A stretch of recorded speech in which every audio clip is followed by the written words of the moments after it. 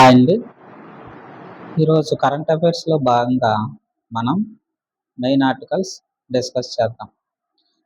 నిన్న స్వాతంత్ర దినోత్సవాన్ని సందర్భంగా ప్రతి స్వాతంత్ర దినోత్సవానికి గూడా మోదీ గారు కొన్ని లక్ష్యాలనైతే వెలువడి చేస్తారనమాట. ఇందులోను భాగంగా ఈసారి మనకి టాప్ 7 కంట్రీస్‌లో మనం గూడా చేరాలి అనేటటువంటి ఉద్దేశంతో సప్తధార అనేటటువంటిది పిలుపునిచ్చారనమాట. అలాగే పోటీ పరీక్షలకైతే ఎవరైతే ప్రిపేర్ అవుతున్నారో వాళ్ళకి ఆన్లైన్ కోచింగ్ తరగతులు ఇవ్వడం, క్రీడాకారుల అన్వేషణకి మనకి టాలెంట్ హంట్ అనేటటువంటి ప్రోగ్రామ్, ఒక ఆర్టిఫిషియల్ ఇంటెలిజెన్స్‌కి 1,00,00,000 మందికి శిక్షణ ఇవ్వడం, ఇటువంటివి కార్యక్రమాలైతే ప్రకటన చేశారనమాట. అయితే ఇందులోను భాగంగా ఈ యొక్క సప్తధార అనేటటువంటిది మనం చూసుకోవాలి. Just outer lines. మనకి ఎగ్జామినేషన్ పాయింట్ ఆఫ్ వ్యూలో 30 క్వశ్చన్స్ ఉంటాయి. ఈ 30లో మనకి ఈ 30లో మనం ప్రిపేర్ అయ్యేది ఉండాలనమాట. ఒక క్వశ్చన్‌గా. అంటే ఎంత ఎలిమినేషన్ చేయాలో ఆలోచించండి. అందుకే అవసరమైన దగ్గర ఎక్కువ చెప్తాం. అవసరం లేని దగ్గర తక్కువ చెప్తామనమాట. అయితే ఇక్కడ మనకి మొదటిది చూసుకుంటే మనకి తయారీ పారిశ్రామిక స్థాయి. మనకు తెలుసు తయారీ రంగము, పారిశ్రామిక స్థాయి. ఎందుకంటే ఇక్కడ తయారీ రంగం మనకి మ్యానుఫ్యాక్చరింగ్ సెక్టార్‌లో మనం వెనకబడితనం ఉన్నాము.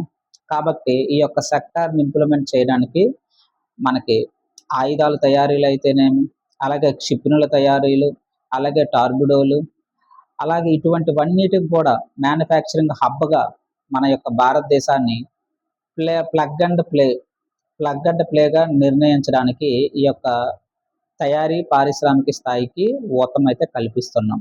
రెండోది వ్యవసాయ రంగానికి కూడా ఎగుమతుల వ్యవసాయ రంగం అనేటటువంటిది మనకి 60% పైగా మనం ఇప్పటికీ ఉన్నాము. అదే 40% పైగా జనాభా ఈ యొక్క వ్యవసాయం మీద ఆధారపడి పనిచేస్తుంది. తద్వారా ఫుడ్ ప్రాసెసింగ్ గాని మనం చేసినట్లయితే ఏదైతే రైతు ఉత్పత్తి చేస్తున్నాడో టమాటీలు అవ్వచ్చు, వరి అవ్వచ్చు, గోధుమలు అవ్వచ్చు, సరైన ఫుడ్ ప్రాసెసింగ్ లేక, గిడ్డంగులు లేక, కోల్డ్ స్టోరేజెస్ లేక మనకేమవుతాయనంటే ఉత్పత్తి చేసిన ప్రొడక్ట్స్ విఫలమవుతున్నాయి. అందుకే వాటిని కూడా ఆహారాన్ని శుద్ధి చేసి మనం ఎగుమతి కేంద్రంగా భారతదేశం మారాలి అని మనకిక్కడ చెప్తున్నారు. మూడోది ఏంటంటే టెక్నాలజీ. ఇప్పుడు దాదాపుగా 10 టెక్నాలజీస్ భారతదేశం అడాప్ట్ చేసుకోవాలి. అందులోను భాగంగా ఆర్టిఫిషియల్ ఇంటెలిజెన్స్, అలాగే మెషిన్ లెర్నింగ్, ఆ తర్వాత బ్లాక్ చైన్ టెక్నాలజీ, అలాగే ఇంటర్నెట్ ఆఫ్ థింగ్స్, అలాగే రోబోటిక్స్, అలాగే 3D ప్రింటింగ్స్, అలాగే విర్చువల్ రియాలిటీ, ఆగ్మెంటెడ్ రియాలిటీ, అలాగే స్పేస్ టెక్నాలజీ, అలాగే deep fake technology, open AI, ఇటువంటివన్నీ సబ్ క్లాసెస్ అనమాట. ఇన్ని టెక్నాలజీస్ మనకి అడాప్షన్ అనేటటువంటిది చేసుకోవాలి. తద్వారా మనకి ఎక్కువ స్టార్టప్స్‌ని బిల్డప్ చేసుకొని భారతదేశాన్ని అభివృద్ధి పదంలో నడపాలనేటటువంటిదే దీంతో అంతర్జాతీయ టెక్నాలజీ లీడర్‌గా మనం ఎదగాలి. అలాగే యూపీఐ చెల్లింపులైతేనేమి, బ్యాంకింగ్ వ్యవస్థ అయితేనేమి, ఇవన్నీ కూడా అభివృద్ధి పదంలో మనం నడపగలగాలి అని ఈ యొక్క టెక్నాలజీ, ఏఐ, డీప్ టెక్‌లో కూడా మూడోది ప్రయారిటీ ఇచ్చాం. నాలుగోది పీఎం గతిశక్తి, మల్టీ మోడల్. ఏంటి పీఎం గతిశక్తి అంటే అన్నిటిని అనుసంధానం చేయడనమాట. ఈ యొక్క రవాణా సౌకర్యాలున్నాయి. రవాణా అంటే మనకి ఓన్లీ భూమి మీద రవాణే కాదు, వాయు రవాణా ఉంటుంది. అలాగే భూమి మీద రవాణా అంటే రైళ్లుంటాయి, రోడ్లుంటాయి, అలాగే ఈ యొక్క విమానాలుంటాయి. ఇవన్నిటిని కనెక్షన్ అనమాట. ఒక మల్టీ మోడల్ హబ్‌గా భారతదేశాన్ని తీర్చిదిద్దాలి అనేటటువంటిది పీఎం గతిశక్తి యొక్క మెయిన్ టార్గెట్. అలాగే బ్లూ ఎకానమీ, గ్రీన్ ఎకానమీ. ఏంటి బ్లూ ఎకానమీ? బ్లూ ఎకానమీ అంటే ముఖ్యంగా మనకి కోస్టల్ ఏరియా అనేటటువంటిది మనకి ఎక్కువగా ఉంది. 11,098 పైచిలుకు కోస్టల్ లైన్ ఉంది. అందులో గుజరాత్ అనేటటువంటిది మనకి ఎక్కువగా ఉంది. తర్వాత తమిళనాడు, తర్వాత మనకి ఆంధ్రప్రదేశ్, ఇలా సబ్జెక్ట్ కరెక్షన్ ఇలా మనకు ఉంటుందన్నమాట. అయితే ఈ యొక్క బ్లూ ఎకానమీ మనకి సముద్ర తీర ప్రాంతంలో మనకి చేపల ఉత్పత్తి అవ్వచ్చు, రొయ్యల ప్రాసెసింగ్ అవ్వచ్చు, మన విదేశాలకు ఎగుమతి చేయడానికి అవకాశం ఉంటుంది. కాబట్టి బ్లూ ఎకానమీని మనం రీచ్ అవ్వాలి. ప్రస్తుతానికి పెట్టుబడులు ప్రస్తుతానికి మనం ఎగుమతి చేసే వాల్యూ 50,000 కోట్లు నుంచి 60,000 కోట్లకు ఉంది. దీన్ని వచ్చే 5 సంవత్సరాల్లో మనం 2,00,000 కోట్లకైతే పెంచగలగాలి. అది ఒక టార్గెట్. అలాగే గ్రీన్ ఎనర్జీ అంటే హైడ్రోజన్. గ్రీన్ ఎనర్జీ అనేటటువంటిది హైడ్రోజన్. దీన్ని ఉపయోగించి మనం ఏం చేయొచ్చు అంటే పరిశుద్ధమైనటువంటి వాహనాలను మనం నడపవచ్చు. రీసెంట్గా హర్యానాలో మనము ఒక ట్రైన్ అయితే మోదీ గారు అయితే ప్రారంభించడం జరిగింది. ఇందులో దాదాపు మనకి 89 కిలోమీటర్లు మేర ఈ యొక్క ట్రైన్ అయితే తిరుగుతుంది, రాకపోకలు చేస్తుంది. దీని ద్వారా మనం ఏం చేయొచ్చు, కార్బన్ ఉద్గారాలను తగ్గించవచ్చు. ఇలా గ్రీన్ హైడ్రోజన్ ప్రాజెక్ట్ మనం గుర్తు చేసుకోవాలి. ఈ యొక్క గ్రీన్ హైడ్రోజన్ ప్రాజెక్టులో భాగంగా ఎలక్ట్రోలైజర్లకి ఎక్కువగా ప్రోత్సాహకాలు కల్పించడం జరిగింది. ఇలా ఈ యొక్క గ్రీన్ హైడ్రోజన్, బ్లూ హైడ్రోజన్ అనేటటువంటిది భారత ఆర్థిక వ్యవస్థకి ఊతమిస్తుంది. అలాగే ఏదోది సాఫ్ట్ పవర్. ఈ యొక్క సాఫ్ట్ పవర్ అంటే అందరినీ మార్చగలగాలన్నమాట. విద్యార్థులు అవ్వచ్చు, అంతర్జాతీయ నైపుణ్యం అవ్వచ్చు, స్కిల్ డెవలప్మెంట్ అవ్వచ్చు, ఈ అన్నిటికీ కూడా అన్ని ఒకే ఒకే తాటిపైకి మనం తేవగలగాలన్నమాట. ఈ యొక్క భారతదేశంలో ఉండేటటువంటి యువ శక్తిని ఉపయోగించుకోవాలి అని మోదీ గారు అయితే చెప్తున్నారనమాట. అలా అందులోనే భాగంగా ఇక్కడ మనకి ఒక ఇంపార్టెంట్ ఏంటంటే మనకి ఇక్కడ ఈ పాయింట్ ఇంపార్టెంట్. ఎందుకంటే చిప్ తయారీ కావచ్చు, ఆర్టిఫిషియల్ ఇంటెలిజెన్స్ అవ్వచ్చు, డేటా సెంటర్స్ కావచ్చు, మనకి పెద్ద ఎత్తున విద్యుత్ అనేటటువంటిది అవసరం అవుతుంది. ఎందుకు విద్యుత్ అవసరం అవుతుంది అంటే, ఉదాహరణకు మనకి ఒక డేటా సెంటరే తీసుకోండి. ఒక డేటా సెంటరే తీసుకుంటే మనకి చాలా అక్కడ సర్వర్స్ అనేటటువంటివి స్టోర్ చేస్తారు. ఎక్కువ మోతాదులో ఈ సర్వర్ స్టోర్ చేస్తారంటే ఈ సర్వర్లో ఏముంటుంది, మన యొక్క డేటా అనేటటువంటిది ఉంటుంది. ఈ యొక్క డేటా స్టోర్ చేయాలంటే మనకి దాదాపుగా -273 డిగ్రీ సెంటిగ్రేడ్స్ అనేటటువంటిది ఈ యొక్క శీతోష్ణ స్థితి కల్పించడం ఇంపార్టెంట్. ఎంత డిగ్రీస్లో అయితేనే ఈ యొక్క డేటా అనేది స్టోర్ అవుతుంది. లేకపోతే ఆ యొక్క క్వాంటమ్స్లో 0 or 1 ఈ రెండు అట్ ఏ టైం స్టోర్ అవుతుంది. కాబట్టి ఇది మనకి అడ్వాంటేజ్గా చెప్పుకోవచ్చు. ఈ యొక్క క్యూబిట్స్లో 0, 1 both at a time replace అవుతుంది అనమాట. అదే నార్మల్ కంప్యూటర్స్లో మనకి 0 కానీ 1 కానీ ఏదో ఒకటే స్టోర్ అవుతుంది. కానీ ఇది మాత్రం అట్ ఏ టైం 2 స్టోర్ చేయొచ్చు. అంటే ఇక్కడ మనకి పరిష్కార మార్గం చూపిస్తుంది అనమాట. తప్పులను తగ్గించి మనకు ఒక ట్రాఫిక్ సిస్టమ్ తీసుకోండి, అన్ని రంగాలకి దీన్ని ఉపయోగించవచ్చు అనమాట. ఆ విధంగా మనకి ఈ యొక్క 0, 1 ఇటువంటి స్టోరేజ్ బిట్స్ అనేటటువంటివి మన డేటాను స్టోర్ చేయడానికి ఎటువంటి తక్కువగా ఈ ఉష్ణోగ్రత కానీ మనకి ఒకవేళ ప్లస్లో ఉందనుకోండి, ఈ యొక్క డేటా స్టోరేజ్ అవ్వదనమాట ఈ డేటా సెంటర్స్లో. అందుకు విద్యుత్ అనేటటువంటిది అవసరము. అలాగే ఏఐ కూడా చిప్పుల తయారీలో కూడా విద్యుత్ అనేటటువంటిది అవసరం. అయితే ఇందులోని భాగంగా మనకి ప్రధాన మార్గం ఏంటి, అణు ఇంధనం. ఈ యొక్క అణు ఇంధనం ఉపయోగించుకోవాలి. 2047 కల్లా 100 గిగావాట్లు తీసుకెళ్లాలని పూనుకుంటున్నాం. ప్రస్తుతానికి మన దగ్గర 8 గిగావాట్లు ఉంది. ఈ యొక్క అణు విద్యుత్ని మనం 100 గిగావాట్లకు అయితే తీసుకెళ్లాలని ప్రధానమంత్రి అయితే మనకి చెప్తున్నారనమాట. ఇందులోని భాగంగా ప్రస్తుతానికి 25 అణు రియాక్టర్లు మన దగ్గర ఉన్నాయి.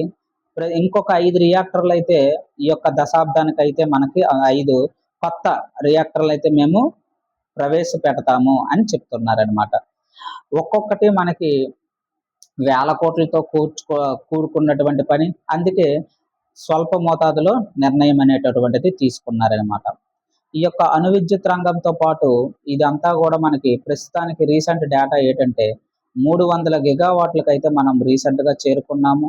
ఈ యొక్క నాన్ రెన్యూబుల్ రిసోర్సెస్ ఎనర్జీ ఉపయోగించి టోటల్గా మనకు 552 గిగావాట్లు అయితే ప్రస్తుతానికైతే మన భారతదేశం ఇన్స్టాల్డ్ కెపాసిటీ కలిగి ఉన్నది. ఈ యొక్క ఇన్స్టాల్డ్ కెపాసిటీలో 300 అనేటటువంటిది అంటే 50% ప్లస్ అనేటటువంటిది నాన్ రెన్యూబుల్ రిసోర్సెస్ నుంచి మనం ఉత్పత్తి చేసుకుంటున్నామని గమనించాలి. అందులో భాగంగా ఈ 300 గిగావాట్లు నాన్ రెన్యూబుల్ రీసోర్స్లో భాగంగా 164 గిగావాట్లు అనేటటువంటిది మనం సోలార్ ద్వారా తెచ్చుకున్నాము, నిర్మించుకున్నాము.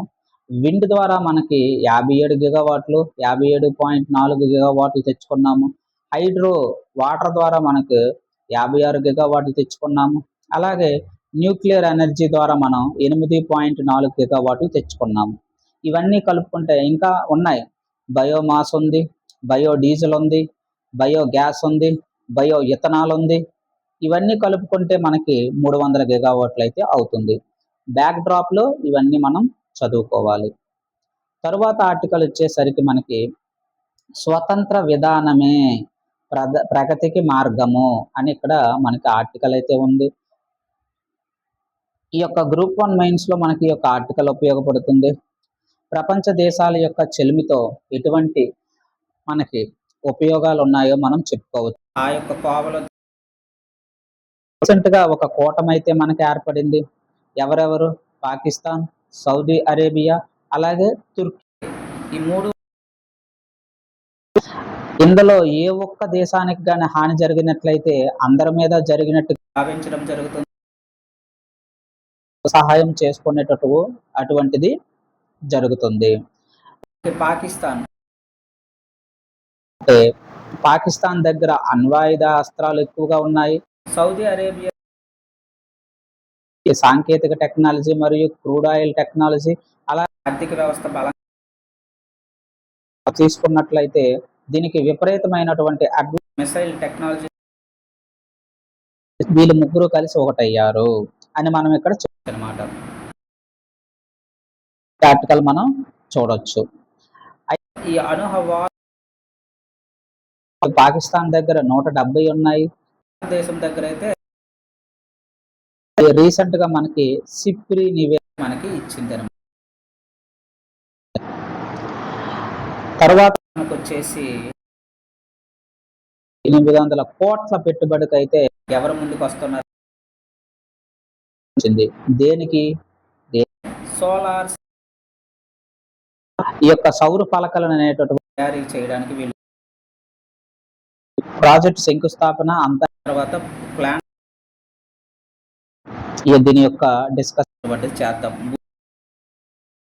11 ఎకరాలు అయితే కేటాయించి వన్స్ టార్గెట్స్ కానీ మనం చూసుకుంటే సంవత్సరం ఒక 12 గిగా సరిపోతుంది టార్గెట్ పెట్టి. ఇలా మనకి విద్యుత్, విండ్,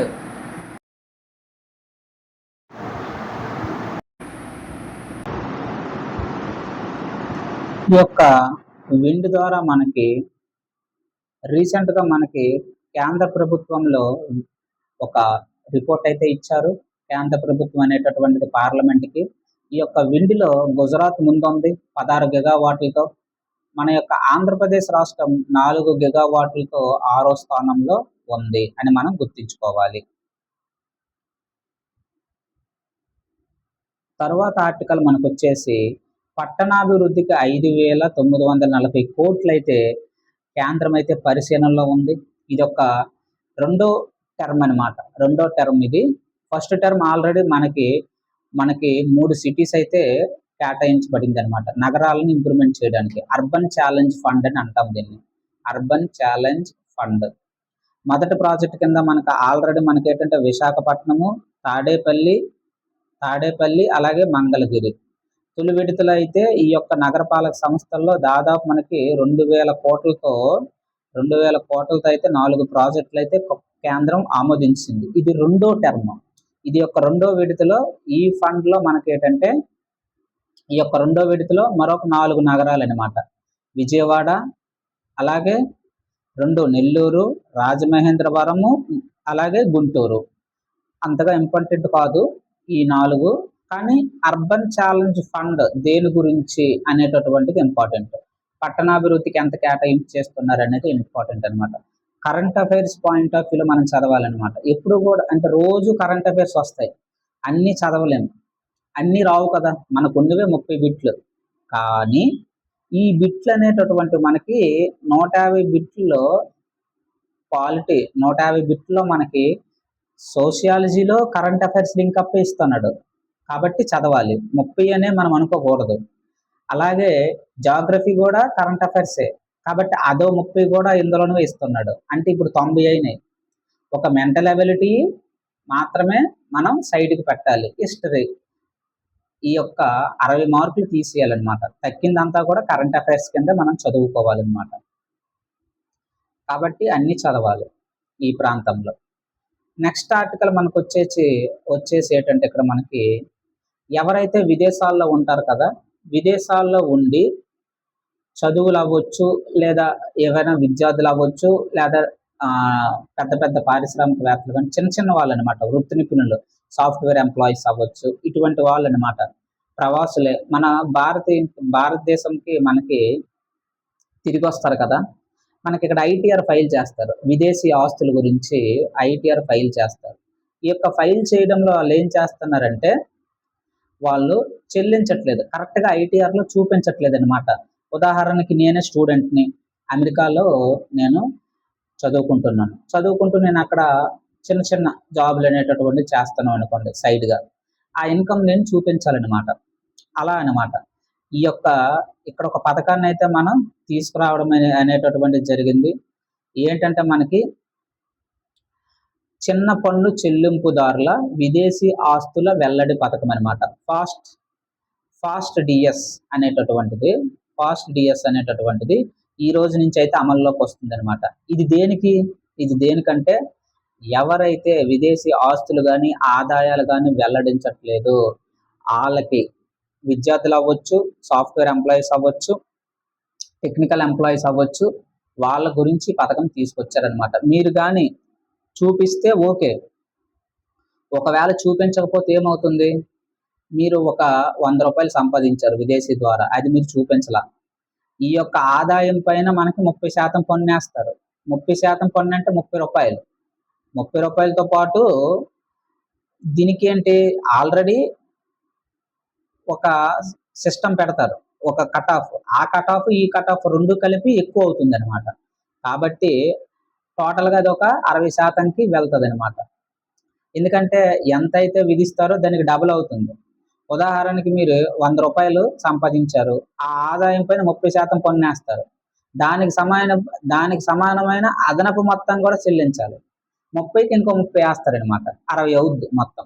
అంటే 30 రూపాయలే మీకు మిగులుతుంది, 30 నుంచి 40 రూపాయలు మిగులుతుంది, 60 రూపాయలు కేంద్రం కట్టాలన్నమాట. అందుకే ముందే మీరు నింపియండి, ఆన్లైన్ డిక్లరేషన్ నింపియండి అని కేంద్ర CBDT, central board direct tax వాళ్ళు చెప్తున్నారనమాట. మీకు అవకాశం అయితే కల్పిస్తున్నాము, డిసెంబర్ 31 వరకు అయితే అవకాశం ఉంటుంది, మీరు వెల్లడించండి అనేసి. వెల్లడించిన విదేశీ ఆస్తుల ఆదాయము ఈ పన్ను విధింపు చట్టం కింద ఈ యొక్క విచారణ నుంచి అయితే మినహాయింపు మీరు పొందవచ్చు, మీకు అవకాశం ఇస్తున్నాం, నింపండి అని చెప్తుంది అనమాట. ఇదంతా ఎందుకు ఇప్పుడు తెచ్చింది కేంద్రం అంటే, దాదాపు ఏంటంటే 60% మంది పన్ను కట్టట్ల, అందరూ కూడా క్యాంపులు వెళ్తున్నారు, ఫారెన్ టూర్లు తిరుగుతున్నారు, వస్తున్నారు, కానీ ఆ యొక్క బిజినెస్ అడ్మినిస్ట్రేషన్ అవి చూపించట్లేదు అనమాట. అందుకు ఈ యొక్క స్వచ్ఛందంగా వెల్లడించండి అనేసి ఈ పన్ను చట్టం తీసుకొచ్చారనమాట. అది ఇంపార్టెంట్. అయితే మనకి ఇక్కడ మార్చి కల్లా ఏంటంటే, ఈ సంవత్సరం ఆర్థిక సంవత్సరం మార్చి కల్లా 94 దగ్గర మన డాలర్తో పోల్చుకుంటే మనకి ₹1.94 దగ్గర మన రూపాయి స్థిరపడుతుందని చెప్తున్నారనమాట. ఎందుకంటే ఎవరు చెప్తున్నారంటే కొటక్ సంబంధించిన వాళ్ళు చెప్తున్నారు, కొటక్ సెక్యూరిటీస్ ఆ యొక్క అధిపతి, రీసెర్చ్ విభాగాధిపతి. ఇది అంతగా మనకి ఇంపార్టెంట్ కాదు, కానీ ఇక్కడ ఎందుకు ఇది పెట్టానంటే ఇక్కడ చూడండి, విదేశీ కరెన్సీ కోసం ప్రవేశపెట్టినటువంటి FCNR ఈ డిపాజిట్లు ఆల్రెడీ గత 2-3 రోజులు బట్టి మనం డిస్కషన్ చేస్తున్నాం ఈ యొక్క స్వాప్ పథకం గురించి అనమాట. దాదాపు ఒక $40 బిలియన్ అయితే వచ్చాయి అనమాట విదేశీ ఫారెన్ కరెన్సీ. అందు గురించి ఇది మనం చెప్తున్నాం అనమాట. ఈ యొక్క స్వాప్ పథకం ఆల్రెడీ గత 2-3 రోజుల నుంచి మనం డిస్కషన్ చేస్తున్నాము. ఎందుకంటే మన భారతదేశం అనేటటువంటి బ్యాలెన్స్ ఆఫ్ పేమెంట్స్ స్థిరీకరణ చేయడానికి ఏం చేస్తున్నామంటే, విదేశీయుల్లో ఎవరైతే మన భారతీయులు కానీ ఎవరైతే ఉన్నారో ఆ యొక్క డాలర్స్ రూపం అనమాట, డాలర్స్లో వాళ్ళు ఇక్కడ పెట్టుబడులు పెట్టొచ్చు అనమాట. పెడితే ఇంతకుముందు 3% ఇచ్చే వాళ్ళం వడ్డీ, ఇప్పుడు 6% ఇస్తాం. 3 సంవత్సరాలకు దాటి ఎవరైనా చేస్తున్న పెట్టుబడులు పెడితే వాళ్ళకి ఆ పైన వచ్చేటటువంటి సర్వీస్ ట్యాక్స్, ప్రొఫెషనల్ ట్యాక్స్, సెస్లు ఇవన్నీ తీసేసి అన్నీ మేమే భరిస్తామని ఆర్బీఐ చెప్పిందనమాట. ఆ పథకం అయితే మళ్ళీ నెల దాకా ఉంది. కానీ ఈ నెలతోనే క్లోజ్ చేసేస్తున్నామని చెప్తుంది. ఎందుకు? అనుకున్న దానికన్నా ఎక్కువ డబ్బులొచ్చాయి అని క్లోజింగ్ అయితే చేస్తుంది. ఇది మనం గుర్తుంచుకోవాలి. Last article. ఇక్కడ మనకి ఇంపార్టెంట్ ఏంటంటే ఈ న్యూక్లియర్ రియాక్టర్స్ ఉన్నాయి కదా, ఈ న్యూక్లియర్ రియాక్టర్స్ గురించి ఒక చట్టం అయితే తీసుకొచ్చామన్నమాట. ఏంటి అణు రియాక్టర్లకు సంబంధించిందంటే sustainable harnessing and advancement of nuclear energy. ఈ యొక్క చట్టానికి 2025 దానికి ముసాయిదా నిబంధనలు అయితే కేంద్ర ప్రభుత్వం విడుదల చేసింది. ఏంటి? ఉదాహరణకి ఇవేవో అణు రియాక్టర్లు ఉన్నాయి. వీటికి సంబంధించి ఏవైనా జరగరాని ప్రమాదాలు జరిగితే వాటి యొక్క ప్రాసెస్ ఏంటి, మీరు బీమా విధానం ఎలా ఉంది, కరెక్ట్గా మీరు ఫాలో అవుతున్నారా లేదా, రెగ్యులర్గా నామ్స్ ఉన్నాయా లేవా, అయితే వాడేసిన ఇంధనాన్ని అంటే ఏంటి స్పెంట్ ఫ్యూయల్ అంటామన్నమాట, స్టోరేజ్ పూల్ నుంచి పూర్తిగా తొలగించే వరకు అన్నీ మీరు కరెక్ట్గా చేస్తున్నారా లేదా, అసలు అనుభవభాగం ఎలా ఉంది అనేటటువంటిది అంతా వీటి మీద అణుశక్తి విభాగం అనేటటువంటిది ముసాయిదా రిలీజ్ చేసింది అనమాట. ఇది ఆల్రెడీ మనం సైన్స్ అండ్ టెక్నాలజీలో 2వ యూనిట్లో చెప్పుకున్నాం. ఓకేనా? అక్కడ ఒకసారి చూడండి. ఈ ప్రాసెస్ అంతా మేము చెప్పుకున్నాం. మనము ఎవరైతే ఫస్ట్ టైం చూస్తున్నారో మీకు ఇంకా క్లారిటీ వస్తుంది అనమాట. ఎప్పుడైతే ఈ ఎప్పుడైతే మనకు కావలసిన విద్యుత్తుని ఉత్పత్తి చేసుకుంటాం కదా, ఉత్పత్తి చేసిన తర్వాత వ్యర్థాలు ఉంటాయి అన్నమాట, అణు వ్యర్థాలు. చాలా దేశాలు ఏం చేస్తున్నాయి అంటే ఓపెన్ పాలసీని ఫాలో అవుతున్నాయి. అంటే వాటిని అలాగే వదిలేస్తున్నాయి అనమాట. గాల్లో కలిపేయడము, లేకపోతే వాటర్లో సముద్రంలో పారవేయడం, ఇటువంటివి చేస్తున్నాం. ఇటువంటివి కాకుండా మనము క్లోజ్డ్ పాలసీ ఫాలో అవుతున్నాం. క్లోజ్డ్ న్యూక్లియర్ ఫ్యూయల్ సైకిల్ మనం ఫాలో అవుతున్నాం. వ్యర్థాలను కూడా మనము చాలా జాగ్రత్తగా కాంపెన్సేట్ చేస్తున్నాం అనమాట. ఆ యొక్క నిబంధనలకు సంబంధించిందే ఇదనమాట. ఎవరైనా అణు రియాక్టర్లకు సంబంధించి ఏర్పాటు చేస్తామని ఎవరైనా వచ్చినట్లయితే ఆ యొక్క ప్రదేశము కరెక్ట్గా సెట్ అవుతుందా లేదా, సాంకేతిక పరిజ్ఞానం అక్కడికి అందుతుందా లేదా, మొత్తం ఈచ్ అండ్ ఎవ్రీథింగ్ కూడా ఫార్మాలిటీస్ కానీ వాటి యొక్క నిబంధనలు కానీ మనం ఆ సంబంధిత దేశం ఏదైతే ఉందో అది ముందు అప్రూవల్ తెచ్చుకోవాలన్నమాట. ఇంతకుముందు అక్కడ వాడారా లేదా, ఇక్కడ కరెక్ట్గా ఇంప్లిమెంట్ చేయగలరా లేదా, అసలు అణు విద్యుత్ అనేటటువంటిది ఇక్కడ నిర్మాణానికి అనుగుణంగా వీళ్ళు చేయగలరా లేదా, ఏమైనా జరగరాని ప్రమాదాలు కానీ జరిగితే వీళ్ళు అది క్యాపబిలిటీ చేయగలరా, ఇటువంటివన్నీ ఆలోచించుకొని అక్కడ నియంత్రణ సంస్థలు అనేటటువంటివి కరెక్ట్గా ఫాలో అయ్యాయి. అక్కడ ఇంతకుముందు ఎక్కడైతే ఏర్పాటు చేశారో వీళ్ళు అక్కడ కరెక్ట్గా నామ్స్ ఫాలో అయ్యారో లేదా, ఇటువంటివన్నీ చెక్ చేసి మనకి ఇక్కడ ఇవ్వడం అయితే జరుగుతుంది అనమాట. ఇది మనకి ఇంపార్టెంట్. అదండి ఈరోజు ఆర్టికల్స్. Thank you. సబ్స్క్రైబ్ అయితే చేసుకోండి. మంచి కంటెంట్ ఇవ్వడానికైతే ట్రై చేస్తాను. మనకి గ్రూప్ 2 మెయిన్స్ సిరీస్ అయితే కంటిన్యూ అవుతుంది. ఒకసారి వాచ్ చేయండి. Thank you.